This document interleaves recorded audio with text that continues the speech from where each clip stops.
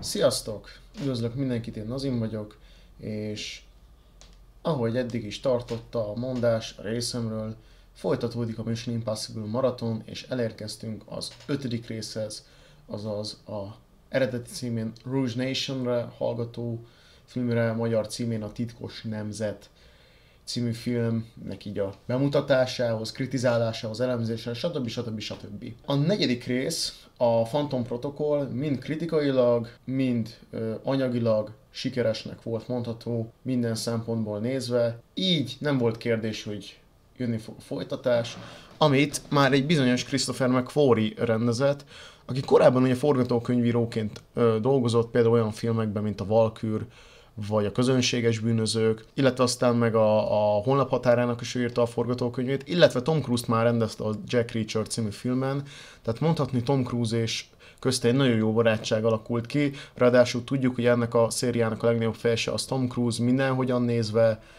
úgyhogy nem volt akadály, hogy ne Christopher McQuarrie legyen az 5. rendezője. Tehát most tényleg tök fura bakker belegondolni, hogy már az 5. rendezőjét fogyasztja ez a széria. Tehát, hogy Brian De Palma, John Woo, J.J. Abrams, Brad Bird után egy Christopher McQuarrie, akivel, ha minden igaz, sikerült megtalálni azt a rendezőt, akire úgy mindenképpen lehet számítani a szériát nézve, főleg úgy, hogy azt a szintet, amit a Phantom Protocol beállított, az tök jól sikerült folytatni a következő részekben, és azt kell, hogy mondjam, hogy lehet, hogy nagyobb durranás volt a 4. rész, mint az 5., viszont bizonyos pontjai nálam az 5. rész jobban teljesített. Miről is van szó? Ugye a történetünk az röviden annyi, hogy a 4. rész vége azzal záródik, hogy Ethan Hunt megbízást kap, hogy nézzen utána a szindikátus szervezetnek, ahol aztán kiderül, hogy ez az egész szindikátus szervezet valójában korábbi ügynökökből álló, hát mondhatni félig meddig egyfajta ilyen terrorszervezetnek mondható valami, akiknek az élén egy bizonyos Solomon Lane áll, illetve ennek a szervezetnek egy beépített tagja, egy MI6-es ügynök, Ilsa Faust, akit ugye Rebecca Ferguson játszik, és hát itt önnek úgy, hogy közben a kormánya megint, tehát ismétlem, megint elárulja, tehát hogy nem elég, hogy az első részben is ezt láttuk, a második részben hál' Istennek ilyet nem láttunk, de aztán a 3. részben megint ezt láttuk, 4. részben megint ezt látjuk, és most is megint ezt látjuk, hogy Ethan Huntot a kormánya mindig elárulja, és a csapatát így Ethannek, Benjinek, Brentnek, illetve aztán Luthernek is annak a tudatában, hogy egymásra számíthatnak, csak úgymond ki kell deríteni, hogy ki is ez a személy, és meg kell akadályozni a következő nagy tervüket. A sztoriból igazából sokat nem érdemes mindig beszélni, ezt így tisztasor elmondom így a videókban, de hát alapvetően akciófilmekről beszélünk, tehát tényleg nem nagy durranás. A sztorit meg igazából csak azért mondom el, hogy nagyjából azért úgy lehessen követni a cselekményeket, hogy így azért hova megy ki így a dolog. Mi az, ami miatt azt mondom, hogy ez a film bizonyos pontja jobban teljesített? Leginkább a karakterek terén. Tehát oké, Ethan Huntként Tom Cruise most is viszi a filmet a hátán. Úgy azért már a 4. résztől kezdve elmondható volt az, hogy ez a film már egyre jobban inkább egy csapatfilmbe kezd átmenni, mint hogy sem egy annyira, nem tudom, egy ilyen one-man show-vé. Annak ellenére, hogy ez még mindig egy one-man show Tom Cruise részéről, és ezzel asszisztálnak egy páran. Simon Pegg Benji Dánja igazából most is szórakoztató, és tök jó.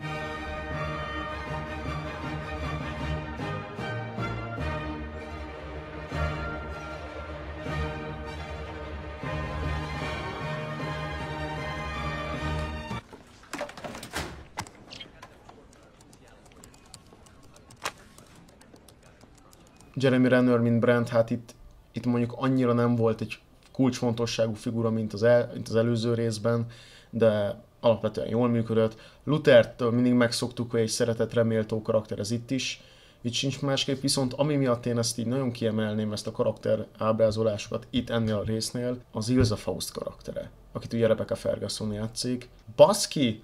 Végre sikerült egy jó női karaktert írni, akinek volt egy tök jó sztoria, alapvetően úgy a motiváció is egyértelműek voltak, és nem csak az volt, hogy itt van egy szép, dögös, tökös, kemény csaj, mint amilyen a Paula Patton karaktere volt a 4. részben, aki amúgy teszi a dolgát, meg szerethető, meg minden izé, hanem hogy ennek a karakternek úgy volt egy sztoria is, és tiszta sor, hogy vannak ebben a karakterek olyan dolgok, amikre aztán majd a következő 2 részben majd ki fogok térni, ami esetleg nem tetszett nekem. de hogy végre egy karakter, akinek tényleg meg volt írva a sztoria, meg akinek úgy nagyjából úgy érezni lehet, meg látni lehet így mond a motivációját, meg a miértjét, amiért teszi a dolgokat a filmben. És ez tök jó. Solomon Lane karaktere hát nem egy túl karakteres főgonosz, viszont Sean Harrisnek az a hideg tekintete, ahogyan néz, főleg a következő részben az csúcsra lesz járatva. Itt is egetmerő látványosságokban tudunk továbbra is gazdagodni, gondolok itt például az elején lévő repülőlógásról, de hát az a motoros üldözős jelenet ott Marokkóban, az is szintén zseniális volt, vagy akár az a víz alatti jelenet ott abban a központban, tehát azok a jelenetek is tök jól össze voltak rakva. Ugye ennek a filmnek megint egy új zeneszerzője volt. Azt mondom, hogy szerintem Hans Zimmer és Lorne Balfe voltak azok, akik talán ezt a legjobban tudták kezelni, illetve meg talán a Michael Giacchino, ugye a zeneszerzés szempontjából, illetve talán úgy náluk működött ez így a legjobban. Szerintem talán a legfelejthetőbb zenéje a 7 rész közül eddig, aztán majd a 8. résznél meglátjuk, hogy milyen lesz, szóval megint csak új zeneszerzőnk akad, ráadásul zeneszerző párosunk. Eddigi részek terén így messze így talán így ennek volt így a leggyengébbje. Meg igazából ami így ebben a filmben még így tök jól működik, az hogy nagyjából hozza az előző résznek a színvonalát tök jól, és közben meg néhol még jól is működik. Amúgy meg még hogyha látványosságok, hát az a bécsi operás jelenet, az szintén érdemel egy misét, tehát ott a menekülés, meg ott az egész tök jól működik, és tényleg azt gondolom, hogy így ezzel az 5. résszel nagyjából el lehet mondani, hogy valamilyen szinten a James Bond filmek szintjét nagyon szépen elérte, és annak ellenére én nagyon szerettem a Daniel Craig féle Bond filmeket, el lehet mondani, hogy egy stabil minőségi egyensúlyt meg tudott találni ez a széria, még a Bond filmek esetében, legalábbis a Craig érát nézve, ez eléggé hullámzó volt, itt legalább megtaláltak egy szintet, és azt tudták tartani, és szerintem a 8. résznél is fogják tudni tartani, mert azt gondolom, hogy a 6., 7. résznél is ezt tök jól tartották, sőt az egyiknél még elég szépen emeltek is a téten. Tehát ez mindenféleképpen fontos, és talán itt ennél a résznél éred be ez a széria azzal, amivel kellett volna lenni. Szerintem messze a legérettebb rész így az összes közül az 5. rész volt, így a Titkos Nemzet.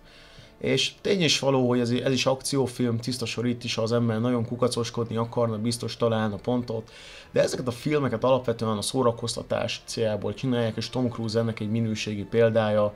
Nem véletlen mondják, hogy ő az utolsó mohikán jelenleg a filmvásznon, vagy mondhatni az utolsó klasszikus sztár Hollywoodban, vagy az utolsó nagy hollywoodi hős. Nem tudom, mennyi mindennel lehetne ihletni ezt a csávót, és akkor itt jön elő az, hogy csomóan meg hogy ki vannak ráakadva, hogy egy szientológus gyökér. Ennek ellenére én imádom ezt a faszit, mert amilyen szenvedéllyel csinálja a dolgait, azelőtt le a kalappal.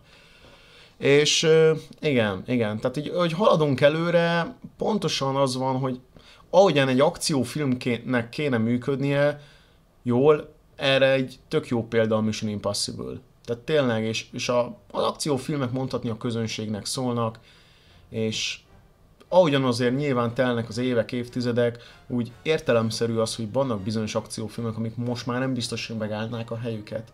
Tehát tény, hogy a Cobra, meg a Commando, azok a 80-as években nagyon megállták a helyüket, működtek is, még hogyha a mozikasszáknál lehet, hogy bukásak voltak, meg a kritikánál is, a kritikusoknál is, na, nem tudok már beszélni, bazd meg. Most már azok nem biztos, hogy úgy tudnának működni, de akkor viszont nagyon jól működtek, mert a korszellemet visszaadták.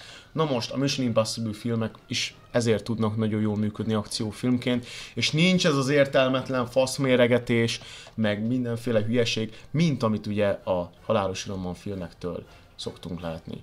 Úgyhogy összességében, ha értékelnem kéne az 5. részt, egy 7,5-eset adnék, ugyanis tény és való, hogy van egy pár rész, ami számomra nagyobb durranás, mint ez, és tény, hogy sok újdonságot nem hoz, viszont bizonyos pontjai meg nagyon jól, nagyon éretté válik, és itt tudott igazán felnőni a széria önmagához képest nézve, úgyhogy én az 5. részre egy továbbra is 7,5-eset adnék, és annyit mondok nektek, hogy a Titkos Nemzetnek köszönhetően a küldetésünk lehet, hogy lehetetlen, viszont a lehetetlen küldetésünk utóhatását se fogjuk tudni elkerülni, úgyhogy találkozunk jövő héten.